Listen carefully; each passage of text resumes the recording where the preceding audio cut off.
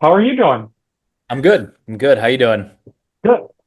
So yeah, we'll just get kind of right into it and talk about you Yeah. and hockey and kind of what you're doing. So um, I don't know if you did I interview you when you came to Rochester? I wouldn't be surprised. I think I did. Yeah. So Rochester, right? Yeah. So how when did you know you wanted to go to boarding school? I think it was during a summer tournament where there was a couple of coaches from prep schools at the tournament, and that was like the first time I'd heard about it. And I got really jealous when one of the coaches came and talked to a couple guys on my team, but not me. And I was Right. like, I gotta go to prep school. So And what schools did you look at? Do you remember? yeah, I looked at, so it came down to Berkshire and Salisbury. And then I didn't tour any of these schools.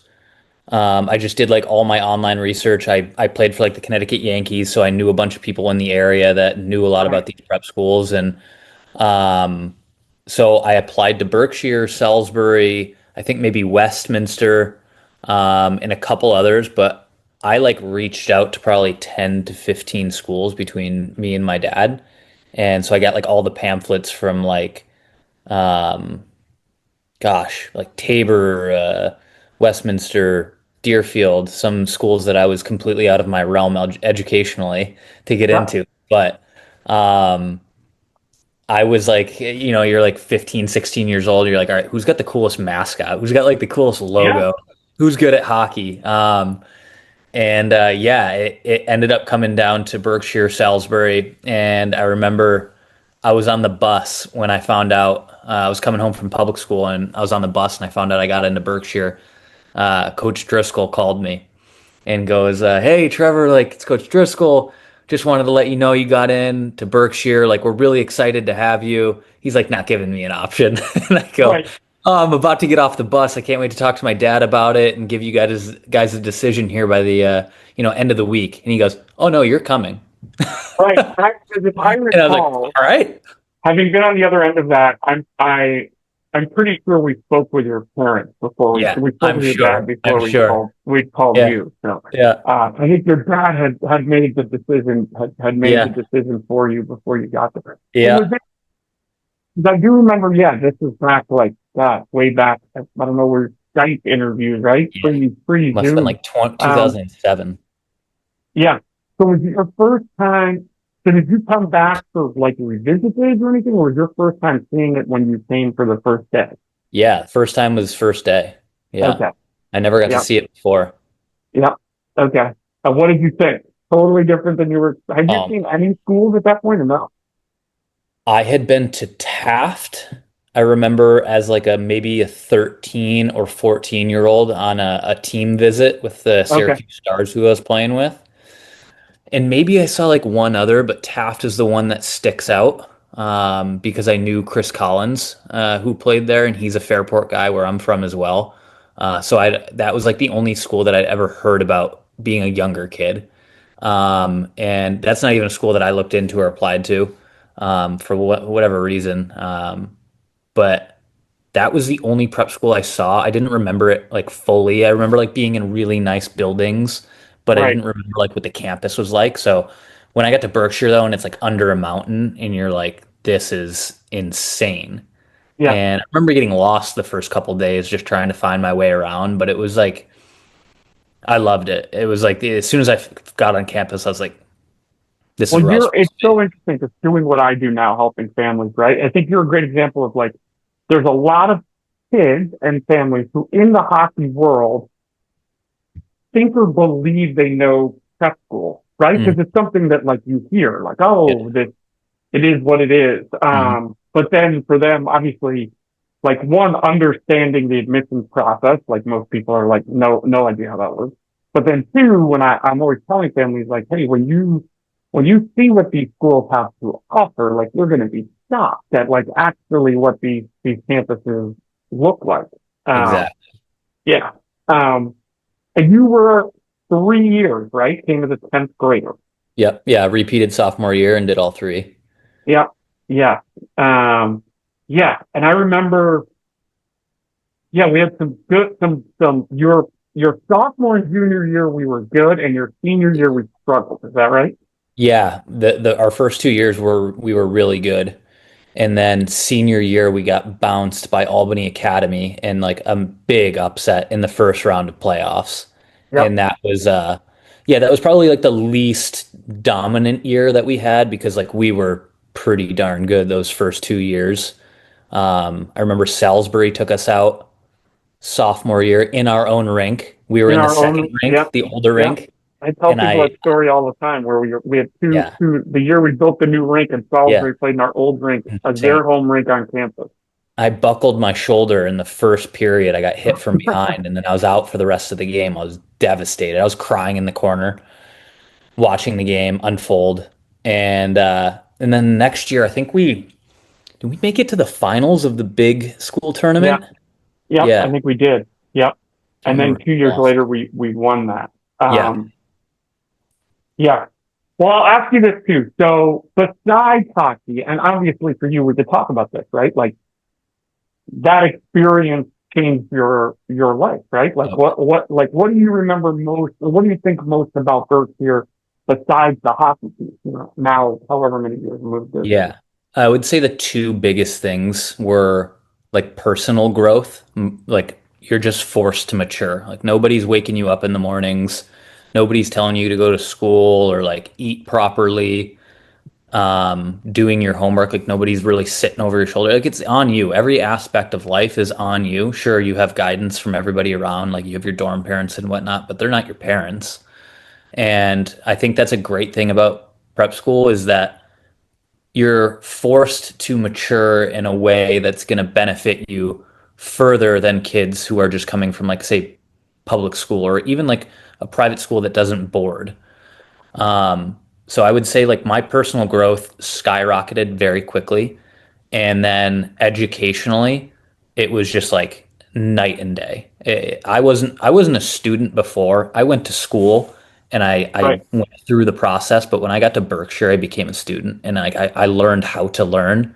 And I also learned how to like use the resources that boarding school offered me. Like having a teacher who you have more than a teacher friend or a teacher student relationship with to go ask questions at 9 p.m. before lights are out about either life or a subject in school was something that I used probably within the first 2 weeks of being there, and I was like, okay, this is great. And I found a passion for learning that I did not have before, that where like in public school you're just one of like maybe 35, 40 kids in a single class, and then this you're like one of 9, one of 12 at max. And I think that was, I mean, to this day, I can attribute my like yearning for knowledge to Berkshire and the way that I was able to like understand the process and figure out how you want to learn. Like that's a big thing for a lot of kids. It's like not everybody learns the same way. Yeah. And that gives you the freedom to kind of figure out your learning techniques and abilities. So and I remember you from the other end of it, right? And you see this a Yeah. lot of young kid. I think you're right, right? Like you probably didn't recognize or know, like, yeah, how capable you were, right? Yeah. And I think the kids that as a sophomore would have, if someone was like, hey, like introduce yourself, you'd have said, hey, I'm Trevor, I'm a hockey player, right? And I think by the time you graduated, and by that point, like you were arguably, and that I don't know, you were one of the better, if not the best player in the league that year in hockey, and had lots of great college options. But how much you had matured, where, like I think even in your senior year, like you had learned that that's not all you were, right? Like you Hmm. had, like I think if someone asked you, you would have said like, yes, I love hockey and I play hockey and I'm passionate about it, but like I Yeah. have all these other interests, and like making connections with lots of kids who were not hockey players. Obviously for you, like you Yeah. met your wife there, right? Yeah. Which is Yeah. crazy to think Yep. about.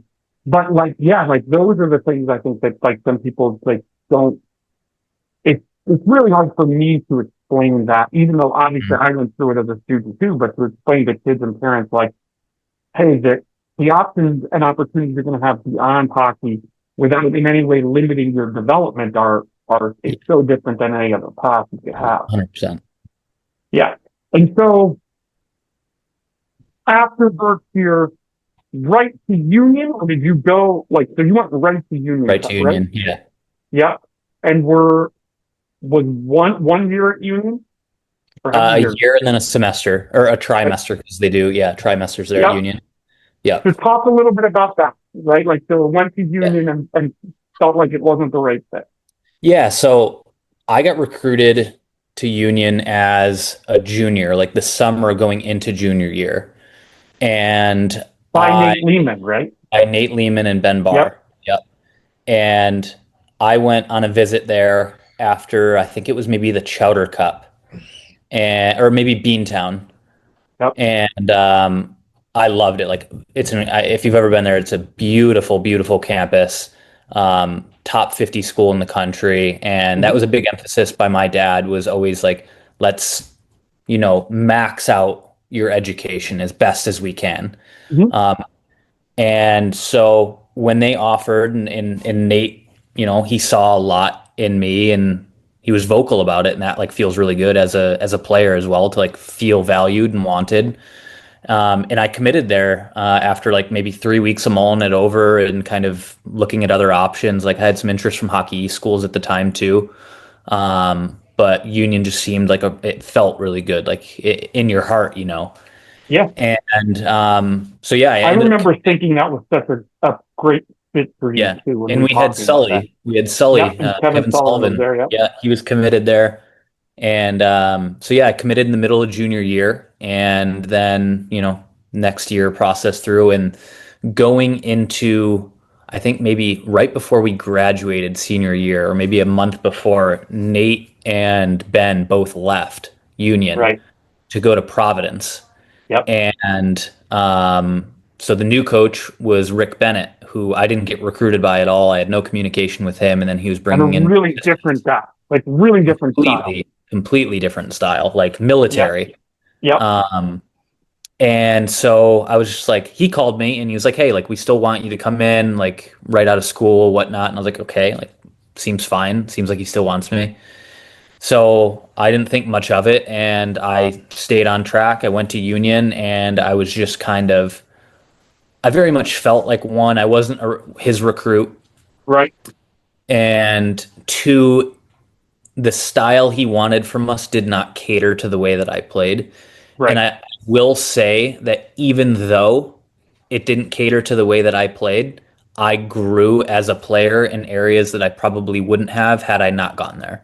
Like Yep. I always think I was a pretty gritty player paired with some high end Yeah. skill, but that put like an aggression in me for Yeah. sure. For sure. And that helped, and that like carried throughout. And so I went through my freshman year. I only played 18 games, did decent in those games. I just like very much had an identity crisis going there. Like I was very much not myself on or off the ice, and it was an uncomfortable feeling. So there was a lot of like self-reflection. And that summer I was like, all right, well, I'm going in next year and I'm going to dominate. That Yep. was my plan. So I had a great summer, put on maybe 10 pounds, and all throughout fall, so all these skates, practices going into the first weekend, like I was crushing it. I was playing so good. Yep. And I was on the second line, I was on the second power play, and 2 days before opening night, I pulled my groin in practice. Out of the lineup for like 3 weeks. I come back, and That was prior just to an this uphill injury, battle. yeah, prior to this injury, I had a meeting with Rick, and he was like, I absolutely love what I'm seeing from you. Like, I have no reason to switch you off at any of the positions that you're in right now. I'm like, hell yeah, like this is perfect. Yeah. And so then when I came back from the groin injury, my first practice, I went and talked to him after, and he was like, hey, Trev, after talking with the rest of the staff, we just don't really see you as a fit here anymore, and we don't really think that you're going to get back in the lineup unless somebody gets injured. And I'm like, what just happened? Yeah. And he goes, I don't cut people here, but if you want to keep playing hockey, like maybe you should think about transferring. Right then and there. And it looking back on it, I was like, wow, that was like a really tough decision for like if Yeah. I imagine somebody else was in it. In my head, I was like, I'm gone. I'm going somewhere Yeah. else. Like this is what I want to do. This is what I've done my whole life. Like educationally, I'm going to be fine. I'm going to find somewhere else Yeah. to go and learn and whatnot. But I want to make hockey my profession. And he just told me straight up that this isn't going to be the place for it. So, Yeah. And I think it's great. Like the two things, like I love the story because what I always tell kids is, look, being a Division I hockey player wanting to do it, mhm. in in theory, it seems great. When you get there, like that's a great example of like, hey, you realize it's a business, right? And Yep, like right or wrong, you don't have to agree with his decisions, but his job is to win hockey games, right? yep, Like, and you know, if he doesn't feel like you're going to help him do it, like yeah, you can disagree with him all you want, right. doesn't Doesn't matter. get you back in the lineup. Yeah, it doesn't get you back Yep, in the lineup. exactly. And so right, and so then also left to the USHM. Yeah, so I left that meeting. I called my agent and I was like, "Hey, like just had this meeting. Here's what happened. I'm leaving. What are the next steps?" And within like 2 days, and I don't know how, neither does my agent, it got out that like I wanted to leave. And I got picked I up by remember at Tri-City. Berkshire getting like we found out pretty quickly. Like I don't Yeah. know whether Rick or the coaches had someone had told us. Yeah. Yeah. Well, no, I know it wasn't the coaches because I got picked up by Tri-City like 2 days later. And I showed up for practice at Union because I hadn't told them that I was leaving yet. Like I kept that Okay. to myself in that meeting. Yeah. Um, and I was in a black jersey, which meant I was playing defense today. I Right. was like, all right. Yeah. But I went out and I started burying guys in Yeah. practice. I was like, if this is my last day, I'm putting an impression on this day. And he called me in after and he was like, "Hey, like, are you leaving?" I was like, "Why? What's going on?" He's like, "Well, I just got a call from Tri-City saying they just picked you up." And I was like, "Yeah, I am leaving." Yeah. And he's like, "All right, like, so what's the plan here?" I was like, "Well, I think I'm going to start playing with them next week, but I had to finish school. I had to finish the trimester there. That was the hard thing. So for like 3 weeks, I was flying in and out on the weekends from college to Kearney, Nebraska to go play in the Right. USAL on the weekends. And this was pre the free transfer rule, Yep. right? Like Yep. so now as it exists, you could have gone from a Yeah. Division I school to a Division I school, but then Exactly. you were going to sit out a year. Exactly. So with that, I had to finish out the trimester, and then I had to get into MCC, which was a local community college where I'm from, and I had to complete a 2 year associate's degree in 8 months in order to not miss an entire year, but to just miss from the 365-day mark of my departure from Union to playing at Providence. So I Yeah. missed 12 games of the 36 at Providence my first year there, but I took 17 courses in 8 months and carried a 3.95. Got it. So at Tri City, the clock back then started from when you arrived at Tri City, and it was No, not even. 365 days, or when you No, withdrew. from when I had to leave Union. So Got it. not even when I started playing for Tri-City. Got it. And it was a full 365 days you were ineligible to play in the Right. NCAA, or unless you had gone to a Give me one Division III second. school. Yeah. It's in my wallet. It's in the front of my wallet. Okay. So unless, yeah, you to go Division I to Division I, then you have to sit a full year. Yeah. Yeah. Yeah. And then how quickly did you go to Tri City? Not to sort of reveal the ending here, right? But you end up going to Providence. How Yeah. quickly were you back in touch with Nate and his staff once you got to Tri City? Not quickly. So I played 43 games that season in the USHL, and I think I committed around game 34, 35 maybe. So it was like 75% of the season, and I didn't get any offers until like that whole week Yeah. of where I ended up committing to Providence. And Nate came in like last minute. So um I did an overnight visit with Minnesota State Mankato. Really, really good visit. with Mike Hastings, who's the head coach Hmm. at Wisconsin now. And I loved it. I was like, I'm in. Like, I'm totally down for this. I think they offered me like a 97% scholarship. Yep. And I went back home. He wanted an answer in like 24 hours, but I had just finished like a brutal road trip where I was in the bus for like 15 hours, Yeah. got back, and then went right to Minnesota State, where I went out with some of the guys, so I wasn't feeling great the next day. Right. But he gave me 24 hours, and I got home to Tri City, and I was throwing up. Like I was like, hey, like I cannot make this decision today. Right.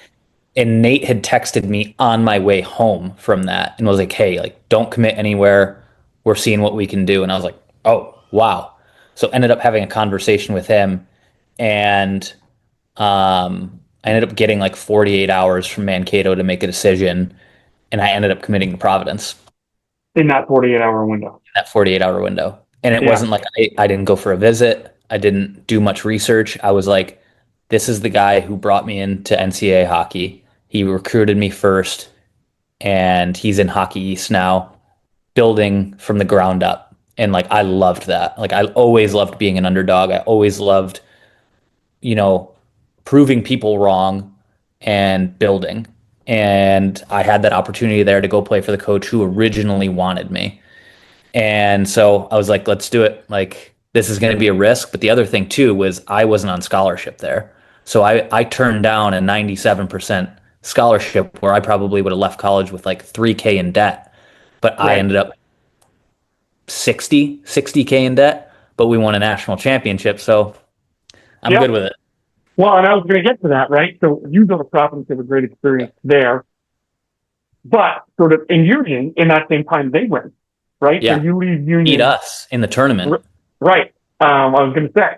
Yeah. So yeah, it's very rare that you see like those that like for I can't think of, obviously I coached a lot of guys who had a lot of success, but like Yeah. your road, and I think particularly having coached you in that time, like, we had a lot of guys, some guys you played with, right, who were going off to play Division I college hockey, who I was very much like, this is going to be hard for him. Like, Yeah. it's going to be hard for him to find a role, and ultimately they did.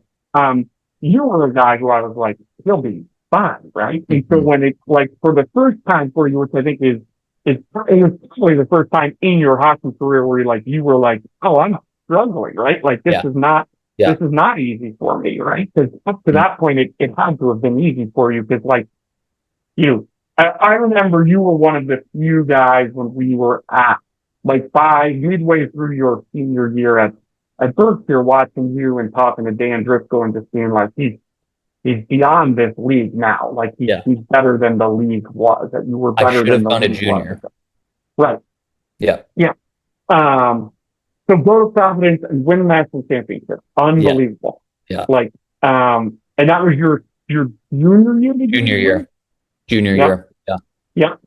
And then you guys also made a pretty good run your senior year, right? We were number one. We were number three overall in the country, but a number one seed, and we lost. So the weekend before the tournament, we lost in triple overtime in the Hockey East semifinals. Brutal. Like legs were shaking, like seizing up, couldn't do it. Yeah. The weekend after, we have to go play in the NCAA tournament, and we lose in double overtime to Duluth. Yep. And that's the way my senior year ended, was a triple Yeah. overtime and a double overtime loss in tournaments. And that was brutal. But we were like, that year we were so stacked. We were undefeated until the New Year's. We were like 13-0, number one in the country. And then I think we only had like 4 or 5 losses the whole year, but we were good. I think we have, between my junior and senior season, we have maybe 5 or 6 guys who've played in the NHL, and then Yeah. countless AHL guys. And then there's probably 50% who are still playing pro at some level, but we have 5 that are in the NHL full time still. Yeah. Well, and it goes to show you too, like, right, like how it makes you appreciate the year winning, right? And how much beyond, in hindsight, right, when you think about like how much to get that done is beyond your control, right? Because like you can have a great team and you can play like, like your senior year, you had a great team and you guys played well. you know, it, it Yeah. didn't And the go. year that we Like, won it, we were the 16 seed. We were the I last team in remember, the tournament. yep, Get yeah, hot at the right time. yeah, I remember it. And for us, like Dan Driscoll and I watching, like for you, watching Kevin Union win, Yeah. and then the next year watching you and Kevin Rooney win Hmm. was like,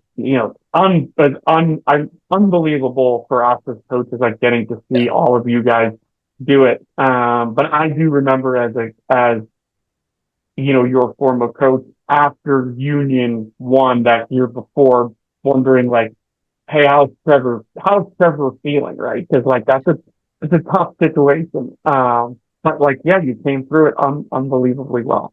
Yeah, it Um, was, I would say in every aspect of life, and as hard as it was, the hardest time in my life was when I was told at Union basically not to come back and like look elsewhere. Like that yeah, was so incredibly devastating.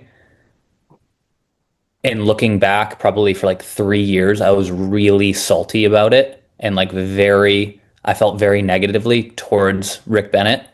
And then after like getting to the other side and kind of like putting away a lot of that and looking back, and I was like, wow, I like, as much as it sucked, I really am very grateful that he did it for two yeah, reasons. One, he was honest and didn't keep me there and just like dragged me along. And two, he gave me the ability to go and probably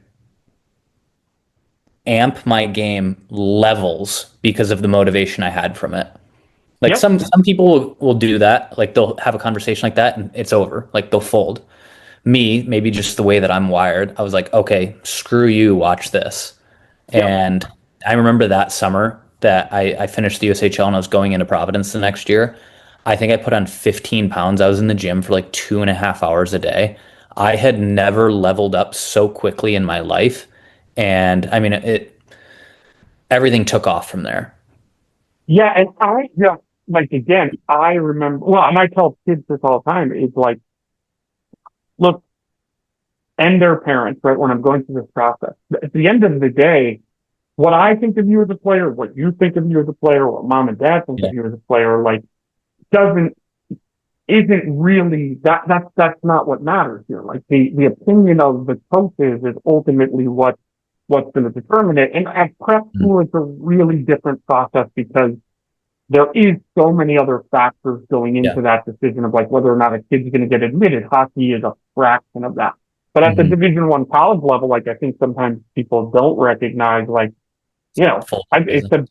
a business, and like you Yeah. don't have to agree with the decision, but like that his only job, like when Dan and I were coaching at Berkshire, like I was working in admissions, Dan's the athletic. Our Yeah. job was to make you a better person. Yeah. Not, we could have won 30 games or lost 30 games. Like not, we weren't going to lose our jobs because of how the hockey team performed. Right. Like as long as the kids we were working with were coming out of it and were good kids who were mature and had good college options and were well prepared, like that's how we were going to be judged on success. Yeah. That is not college hockey. Like college hockey is a different animal. It is. And it's even more Yeah. so now. Yeah, for sure. And Yeah, I it's can't imagine like professionalized. I'm Yeah. not in it, and obviously even like as much as it from when I played to when you played, it was different. I can only imagine now with like NIL and kids actually It's getting paid. professional hockey now. Right. Yeah. It's It's it's really it's wild. crazy. So after Providence, talk me through that because then you played pretty quickly in the AHL, as I remember. I Is that did, right? yeah. Yeah, I got a call like 2 days after the tournament, after we got knocked out to go and finish the year in Albany, New Jersey's Yep. AHL team. So I went out there, played 4 games, didn't get like much of an opportunity in terms of like showing what I can do in a top six role. They kind of had me third, fourth line, Yep.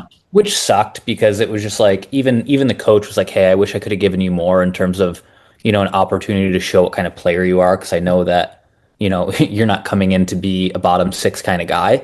Right. And I was like, yeah, like I appreciate you saying that. Like I'm happy that you didn't just That like was think that of me. good. Um, but yeah, so nothing ended up coming of that. And that summer, I ended up getting invited to the Blackhawks training camp and rookie tournament. So Went there, did decent. It's always tough going to those things undrafted. You're just kind of, Right.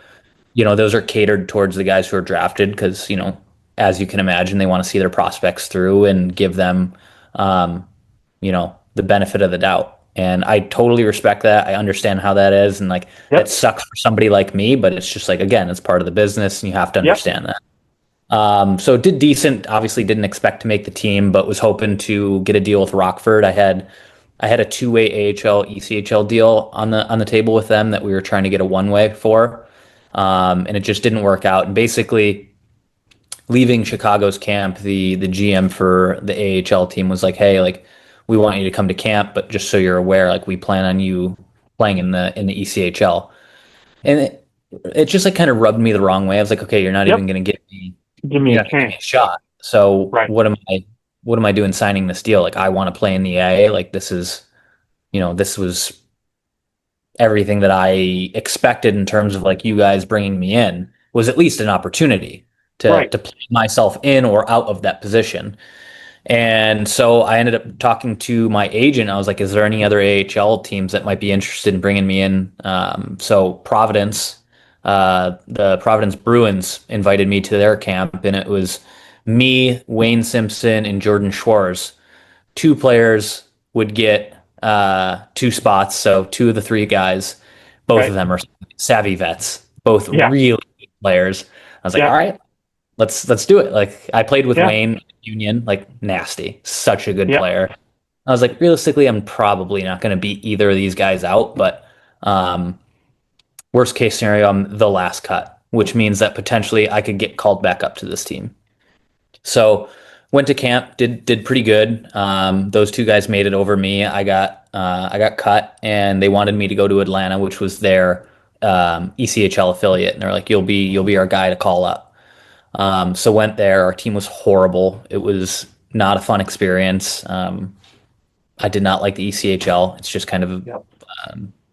it's the jungle, to Yeah. say the least. And right when I was supposed to get called up at the end of a 7 game, 10-day road trip, I pulled my groin again. Yeah. Horrible timing. And I was supposed to get called up the next day. So ended up not getting called up. Somebody else did, stayed there for like 2 months, and never got called up to Providence that year. But I got called up to San Antonio. I think they were Colorado's AHL team. So I played 2 games there at the end of the year. Um, didn't stick, didn't play very well, to be honest. And then that summer, I got a deal with Milwaukee, Nashville's AHL team. Um, Went to Nashville's camp that summer Yeah. and lights out. Like played the best hockey I've ever played. And I went into it very like free minded. I was like, I'm not making this team, but like Right. I'm Nothing gonna to have lose. fun. I'm gonna play my game. And they were really happy with me. Like had an awesome exit meeting. Even like the GM for Nashville was like, I mean, you opened our eyes. Like we know who you are now. And I was Right. like, perfect. Like that's exactly the impression I wanted to leave. And then went to Milwaukee's camp. Did okay. Like I felt I put too much pressure on myself, like from doing well at Nashville to like, okay, Yeah. now I can make this team in Milwaukee. Ended up getting cut, pretty devastated. Went down to their ECHL team in Norfolk, and I was like, all right, like this is my last chance probably to get back up. And so I ended up scoring 10 goals in the first 14 games of the season, got called back up to Milwaukee, and then was there for the rest of the year. So I spent the rest of the season in the AHL, and that was awesome. Learned a ton, didn't play a ton, but like just even Yep. practicing being around those guys, like I learned a bunch, and my game grew a lot. And I would And say the hard so, thing for like, I was never this guy, and obviously you played at a much higher level, but you mentioned this before, that the challenging thing for you is because of your game, because of your thought, all of these things, you were a guy who was going to have to step into any team into that top six, right? Like you're a guy who's going to play, you got to play high skill minutes, you got to play high skill, like your game was not built to be the fourth line second guy who's going to mark their top guy. And like that part is so like, I think for people to understand, there's a lot of guys in the NHL who you are absolutely more skilled than. But they play a totally different game, and what they're going to Mm, ask to be, what they're going to be asked to do, are not things that right. you do well, and vice versa. And so Exactly. it is that challenge of like, trying to find where your game's going to translate, not just who you're better than. Exactly. Yeah. It's definitely tough. And I think I was even in college, my agent would tell me, he was like, man, like NHL teams like you. It's just at that time the game was not what it is now, where it's like Right. very high octane offense, fast. It was still like in that like Yeah. Touch and grungy, grab. like Yep. tougher game. And teams were like, you're very much like an in-betweener. They're like, you're really skilled, but they don't know if you would be an NHL top six. But you're also gritty, but they don't think that you're big enough to be an NHL bottom six. So they're like, Right. what do we do with him? And to me, I was like, I'm a Swiss Army knife. Like, put me Right. I anywhere. can do it all. Right. But that's not how it works. So Right. um, yeah, I just had to kind of like carve my niche. And a really good piece of advice I got from an older guy in Milwaukee was, if you're good in the locker room, you'll stay in the locker room. So that year, like, I just worked my ass off. I was a really good teammate. Not that I wasn't before, but I was just like, this is going to be my role with this team, and I'm going to lean into it so I can stick around here as long as I can to get to where I want to get to. And that was a sacrifice of like my own personal wants and like the way that I wanted to play. But like, you have to do that in more than just hockey, in different parts of life where you need to sacrifice certain parts to get to where you need to be. Yep. And I had an awesome end of the year meeting with them, and they're like, "Yeah, we want to bring you back." And I was like, "All right." Like, I was looking at apartments, getting ready to like come back, sign on a one way, and be there next year. And then the head coach, assistant coach, general manager all left, Everybody. Yep. all took new positions. So same thing like at Union, essentially. New people came in, they offered me the exact same AHL, ECHL contract, like league minimum in the AHL. And I always said to myself when I got to pro, I was like, when I stop moving up levels or like leagues or salary, I'm going to start looking at Europe. Right. That's what happened. So I made that decision. I was like, I'm not going back to the ECHL, not a chance. And that's Right. what an AHL, ECHL contract says. It's like pretty much like you're starting in the ECHL. Right. I was like, I'm not doing that. Like, I just not the trajectory that I want to be on, and I don't want to waste my time grinding back up just to get back into the same position I was in the year before, playing one out of every three games for 10 minutes a night. So For I was like, less let's money, I go. would imagine, than you were going to Yeah, make in Europe. yeah. Like. So way Yeah. less money. Like, and then so I Right. was like, all right, let's go have fun in Europe playing, top line and making way more money. Right. So I got a Facebook Messenger message from a like the lowest budget team in the second league in Sweden, but it's an unbelievable league. Like, it is Yep. borderline first league compared to any other league. And so I was like, I'm in. Like, I took a really low salary for like what that league would be just to get Yep. in. Um, Because and they have import rules too, right? yeah, Like, yeah. So I so think they can yeah, only it's have going to like be hard to catch on. six to eight or something like that. So yeah, it's a really, really tough league to get into.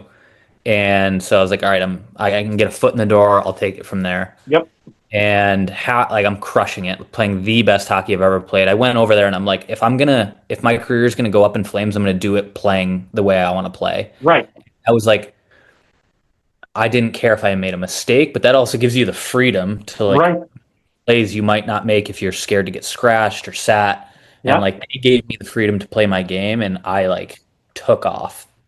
Yep. And I ended up getting a call from Rogla in the SHL, the first league. It's like the Yep. best league in Europe. And they're like, hey, we have two kids leaving for the World Juniors to play for Team Sweden. Do you want to come and play for us for 4 games on a loan? I was like, 100%, I'm in. Like, when do you need me?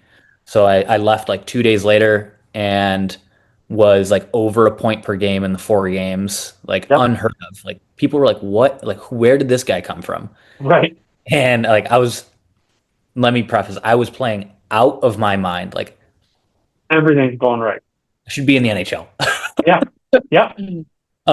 Everything's going right, and it was the coolest place that I've ever played. And so they ended up signing me for the rest of the season on the same contract I was making in that league, in the Yeah. second league. So I was like, I don't care. Like, Right. don't care at all. Opportunity. Exactly. So then finished the year there, didn't stay as hot, but still finished the year strong. Ended up signing in Finland and played in their top league for the next 2 years with a team named Coco, and a bottom of the barrel kind of team who used to be in the second league that has been building out. Yeah. And we crushed it my first year there. It was a COVID year. We ended up fourth in the league, and right before playoffs started is when COVID shut everything down. So we didn't even get to Yeah. go to playoffs. It was the first time the organization's ever made playoffs. And so then I was like, I got to come back for another year. Yeah. And I ended up tearing both my hips that second Oh, year, getting double hip surgery, and it was my best pro year I had. I was over a point per game. And then that shut the season down, unfortunately. They ended up making playoffs again, which was awesome. And then I signed in Germany, was there for 2 years, and loved Germany. One of the best places to play. Like just the fans, the yeah. people, so many imports, and it's an older league too. So I had the kids. That was Yeah. great for the family. And we made playoffs both years. Lost to Red Bull Munich in both years. Unfortunately, they won it every single time, actually, Yeah. except. But I absolutely loved it there. And then my final year, I played in Finland, Sweden, and Norway, and great way to end A the little, year. a little tour to end. Little tour, little tour. Yeah. So, and we'll talk about what you're doing now, but part of prefacing that, like I noticed you, whether you're doing this intentionally or not, like, so now you're beginning, starting advising players, right? And I Hmm. would imagine part of that is, as we talked a little bit about, not on this, right? But for you, throughout this, like, you worked with some people who were really helpful to you to, like, when you found yourself in those spots, were able to help create some opportunities for you, right? So Hmm. were you working with one person kind of all the way through, or tell me a little bit about that? Yeah, I was working with the same agency the entire way through. They're an advisory company and then also do pro players. Yeah. So they have like two pieces to the puzzle. It's Bartlett Hockey. I've known them my entire life. They're from the town over from me, so I was actually very fortunate to be able to work with them. The salt of the earth, greatest like people in the business. I honestly don't think there are better agents out there. They're everything from Steve, who's the father, and then their two sons, Scott and Brian, who are like kind of taking over now as I think Steve's kind of taking a little bit of a step back. Um, and I worked with them my entire way through. Brian was definitely like my main point of contact. Um, and then Steve would kind of be like, if I needed some things where maybe I didn't feel I could talk with either of the other two about it. And it was never like really that case. It was more so like getting like advice from just like another ear. It was never like, oh, this guy can't do this piece of it. Let's go ask him. It was just like Right. wanting to ask different questions to different people, but they were like always available. And that's how like I want to be. And um that's kind of how I've spoken and laid out how I'd like to work with families is like I'm never going to be the agent with 100 plus clients. I want to have a small group of families that I work with that I can give my time to when they need me, if they want to text or call, pretty much at all hours of the day. Like I'm free and happy to make that happen. And the biggest thing for me that I had that I think a lot of my friends and people that I've talked to that didn't have from their agents is like good communication. And that's the worst feeling to be in as a player or like a parent, I would imagine too, is not having communication from your trusted person in hockey who's like Yeah. supposed to be guiding you through this. And some families like don't have any experience in hockey, so they're just like flying blind and they're in the dark and Yeah. like, am I doing the right thing for my kid? Am I not? And that's where like me, especially going through prep school, could really help a lot of families who are going through this experience the same way you have on the admissions front, helping them navigate the hockey part of it, and even just being a student at boarding school because I've done it as well. I know the nuances of like getting through it as a player and student. Yeah. Well, and I think that's where part of what we talked about, why I wanted to have this conversation is like, what I know is for the families I work with, right? Like the prep school admissions and hockey piece is a really unique entity, right? Like it's its own little thing. And for me, like in the families I work with, I really, I focus on that and have had a lot of success doing that. But once my kids are in boarding school, obviously I'm going to support them all the way through graduation. Mhm. But then I get the questions around like, okay, so what do we do now? And part of it is honestly for me because my focus has been on prep schools and boarding schools for the last now almost 25 years, which sounds Mhm. crazy. Um, and so much has changed, right? That question around like, hey, do we need an advisor? Who's a good advisor? Those are things where I do think that, you know, the necessity of it, I think varies obviously, as you know, from kid to kid. Yeah. But working with someone like yourself, who, as we talked about, I think families that are going to go and send their kids to prep school and then are now focusing on the next step, their values are really different than other families. Like your father Mhm. told you, like, hey, this is about trying to get the most Yeah. distinction out of this that we can get. And yeah, I think working with someone like you who understands that experience is really unique. Yeah, definitely. I Yeah. don't think there's a lot of advisors or agents who have gone through this process that is very unique in going to boarding school and playing hockey at boarding school and then knowing what to do from there, especially with the ever-changing landscape of hockey and kind of what route is best, what route's not, and like now, like you and I have talked about before, the average age of a incoming freshman in college is probably going to get pushed even higher. So it's like, Right. why not go max out your education and then go play 2 years of juniors, which most kids are going to do unless you're a first two-round potential draft pick. Right.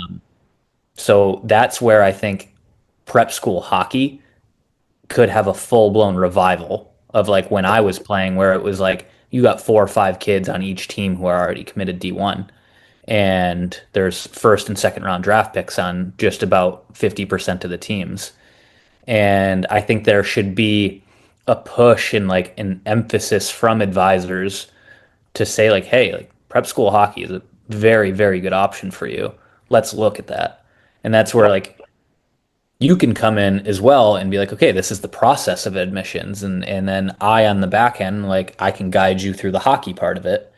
And like you said, there's not a lot of agents or advisors who have gone through the process as a player and student and who are now advising. So I think that's where I'm very unique and different from a lot of other people out there. And there are a lot of snake oil salesmen out there right now trying to jump on the advising game, saying like, "Oh, I'm going to sit down, do mental coaching with you." Like you are not qualified to do mental coaching. Right.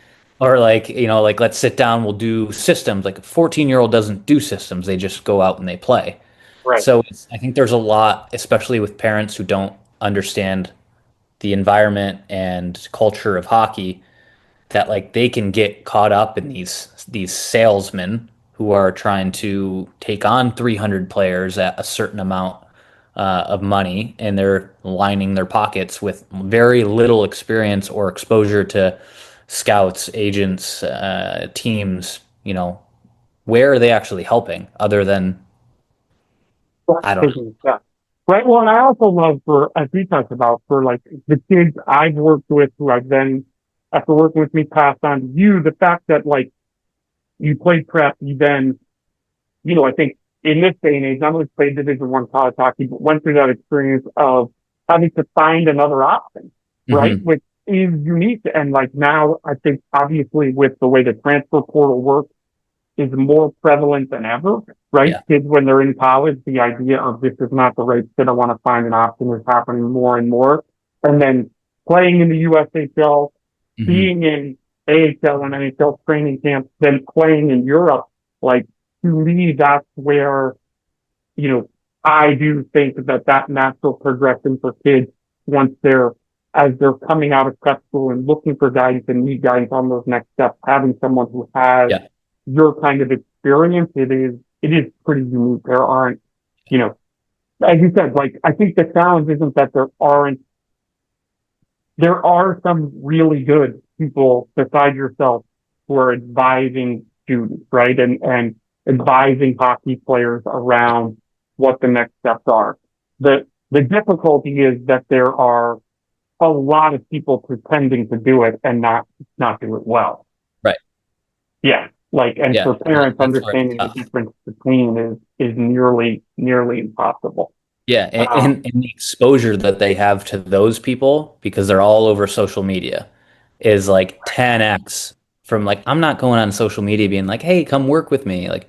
Like you and I have talked about, I work like completely off of referrals.